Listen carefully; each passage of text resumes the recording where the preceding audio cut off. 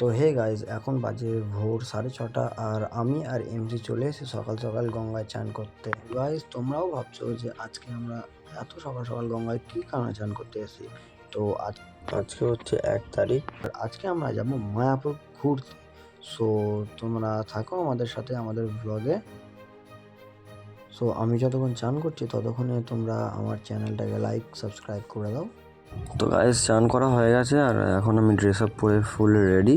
আর আমি বললাম এমসিকে যে তুই রেডি হয়ে চলে আয়। তো আমি রেডি হয়ে গাড়ি বের করে রাস্তায় দাঁড়িয়ে আছি। এমসি চলে এলো, ব্যাস এবার যাবো স্টেশন। সো গাইস, স্টেশনে ঢুকতে না ঢুকতে ট্রেন ঢুকে পড়েছে। তো আর 1 মিনিট লেট হলে ট্রেনটা মিস হয়ে যেত। আর এখন আমরা ট্রেনে চেপে পড়েছি। তো গাইস, ত্রিবেণী থেকে ট্রেন ছেড়ে দিয়েছে আর আমরা এখন যাচ্ছি বর্ধমান ধাম স্টেশনে নামবো। তো বেশি লেট না করে সোজা বর্ধমান ধামে নিয়ে যাই চলো। সো হেই গাইস, চলে এসেছি বর্ধমান ধাম স্টেশনে, নেমে পড়েছি। তো আর একটুখানি এগিয়ে গিয়ে আমরা পেয়ে গেলাম টোটো ফেরিঘাট যাওয়ার জন্য।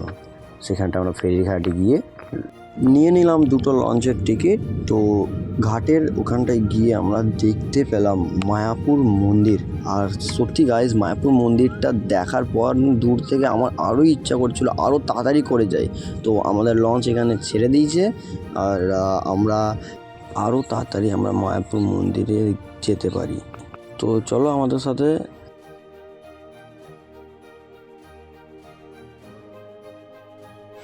মন্দিরে অনেক কাছাকাছি আছি, চলো মন্দিরে দেখা হবে তোমাদের সাথে। তো গাইস, চলে এসেছি এখন মন্দিরে অনেক কাছাকাছি। এখন মন্দিরে আমরা যাব। এখন রাস্তায় হেঁটে বেড়াচ্ছি আমি আর এমসি। तो गाइस, अभी आ चुका हूँ मायापुर, सामने ही है मंदिर में, जाकर आपको बताऊंगा। তো গাইস, এখন মায়াপুর মন্দিরের সামনেই পুরো চলে এসেছি, একদম কাছাকাছি।